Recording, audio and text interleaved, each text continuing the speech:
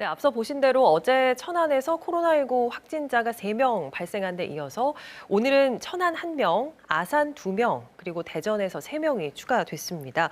보도국 성용희 기자와 세부 내용 살펴보겠습니다. 성 기자, 먼저 자세한 내용이 확인된 천안 확진자 이야기부터 해보죠. 어제 발생한 천안 확진자 가운데 한 분이 스포츠 댄스 강사라고 알려졌잖아요. 네. 그런데 나머지 확진자 2명 모두 이 댄스 강사와 연관성이 있는 것으로 또 확인이 됐죠. 네, 어제 천안에서만 코로나19 확진자 3명이 나왔죠. 어제 오전 47살 여성이 코로나19에 확진된 데 이어 오후에 50대와 40대 여성 2명이 추가됐는데요. 그런데 역학조사가 진행되면서 어제 발생한 확진자 3명 모두 연관성이 확인됐습니다. 두 번째 확진자 50대 여성이 스포츠 댄스인 줌바 댄스 강사고요. 네네. 첫 번째와 세 번째 확진자 모두 이 강사의 수강생이었던 겁니다. 줌바 댄스 강사 50대 여성은 천안시 역학조사 결과 불당동 아이파크 요가방과 신불당동 지웰시티 더샵 휘트니스 센터, 쌍용동 다인 요가원, 이렇게 천안 시내 3곳에서 강사로 활동하고 있었던 것으로 파악됐습니다. 3명의 확진자가 연관된 게 이 줌바 댄스인데 천안의 이 확진자 발생에 이 줌바 댄스라는 특성이 영향을 끼쳤다라고 보는 견해들도 있더라고요. 네, 이 영향을 미쳤을 가능성이 아주 높습니다. 그런가요? 이 줌바 댄스, 네, 저도 춤에 관해서는 문외한이라 한번 좀 알아봤거든요. 요즘 피트니스용으로 많이 쓰이는 춤인데 연습실 같은 한 공간에서 여러 사람이 나란히 서서 라틴 음악에 맞춰 팔과 다리를 격렬하게 움직이는 춤입니다. 네. 일단 우려스러운 건 10여 명, 많게는 수십 명이 밀폐된 한 공간에 촘촘히 서서 춤을 춘다는 부분이고요. 춤 동작을 교정해주면서 당연히 신체 접촉이 일어날 수밖에 없습니다. 또 이게 상당히 격렬한 춤이다 보니까 거친 호흡을 하면서 침이나 비말이 다른 사람에게 튈 가능성이 아주 큽니다. 천안 두 번째 확진자인 50대 강사가 천안 시내 3곳에서 활동을 했고 이 수강생이 한 곳당 20명 안팎인 것으로 알려지고 있는데 이 대구의 31번 확진자의 경우처럼 우리 지역에서도 슈퍼 전파 사건이 일어날 수도 있다. 이런 우려가 나오는 이유입니다. 오늘 추가된 천안 4번째 확진자는 어린이집 교사 44살 여성이라고 하는데 이 여성과의 연관성은 아직 확인되지 않았습니다. 자, 이제 많은 분들이 궁금해하실 확진자의 동선에 관해서 이야기해 보겠습니다. 첫 번째 확진자 동선은 어제 저희가 상세히 전해드렸는데 네. 이제 시청자 여러분이 참고하실 수 있도록 두 번째와 세 번째 확진자 동선도 좀 짚어주실까요? 네, 이 두 번째 확진자 줌바 댄스 강사 50대 여성, 이 확진 판정을 받기 이틀 전인 23일에 두정동 자택에서 아침 식사를 했고요. 오후에 백석동 VIP 대중 사우나에 갔습니다. 그리고 두정역에서 딸 1명을 태운 뒤 귀가했습니다. 그 다음 날인 24일에는 새벽에 발열 증상이 나타났거든요. 그래서 오전에 두정동에 있는 메디피아 의원회가 발열 체크를 한 뒤 서북구 보건소, 단국대병원 선별진료소를 거치고 귀가했습니다. 그리고 다음 날인 25일 어제 오후 확진 판정을 받았습니다. 다음으로 세 번째 확진자 동선을 살펴보면요.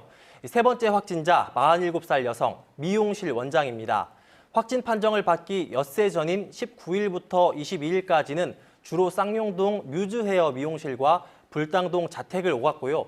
일요일인 23일에는 독립기념관 단풍나무길, 유량동 정상갈비에 들렀다가 귀가한 뒤 불당동 CU 편의점에 들렸습니다. 다음 날에는 발열 증상이 시작돼 오전에 불당동 맑은 이비인후과와 나눔 약국에 갔고요. 오후에는 충무병원 선별진료소에서 검사를 받고 귀가했습니다. 그리고 어제는 쌍용동 미용실에 출근했다가 오후에 확진 판정을 받았습니다. 어제 발생한 천안 확진자 3명은 연관성이 앞서 말씀드린 대로 밝혀지기는 했는데 어디서 전파됐는지는 아직 모르는 상황입니다. 네.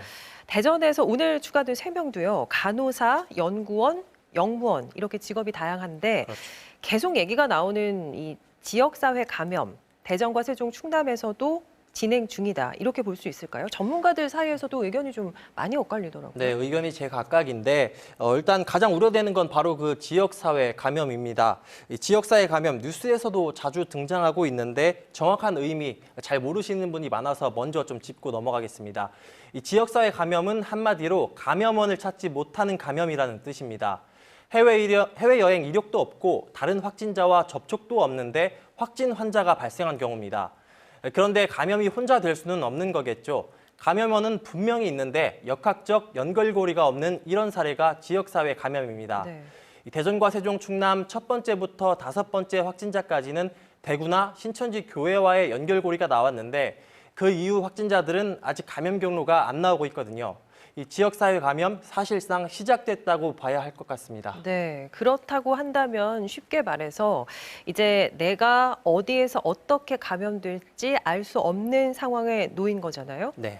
감염을 막기 위한 첫 번째 수단이 아무래도 마스크입니다. 마스크 네. 착용인데 많은 분들이 뉴스로 뭐 접하셨을 텐데 정부가 물량을 확보해서 농협, 우체국에서 우선 판매하기로 했습니다. 어떻게 진행되고 있나요? 네, 이 마스크가 국내에서 하루에 1,000만 개가 넘게 생산되고 있는데 다 어디 갔을까? 네. 이 부분 어제 수요 폭증과 국외 반출 사재기 때문이라고 전해드렸는데요. 이 마스크 구하기가 너무 어려우니까 정부가 오늘 0시부터 생산된 마스크 물량 50%를 농협과 우체국 같은 공적 판매처에 출고하도록 의무화했습니다. 이 정부는 오늘 생산량부터 적용되는 조치이기 때문에 실제 소비자들에게 전달되는 건 내일부터가 될 것이라고 밝혔는데요. 하지만 우체국이나 농협이 제조업체와 협의를 진행 중이어서 실제 판매는 다음 주 초쯤 가능할 것으로 보입니다. 이 마스크를 구매하려면 농협이나 우체국 쇼핑몰에 미리 회원가입을 해두시는 게 좋은데요. 하지만 현재 우체국 쇼핑몰과 농협 하나로마트 사이트는 접속량이 폭주해서 마비된 상태여서 오늘 오후까지도 판매 관련 공지만 떠 있는 상태였습니다. 네네.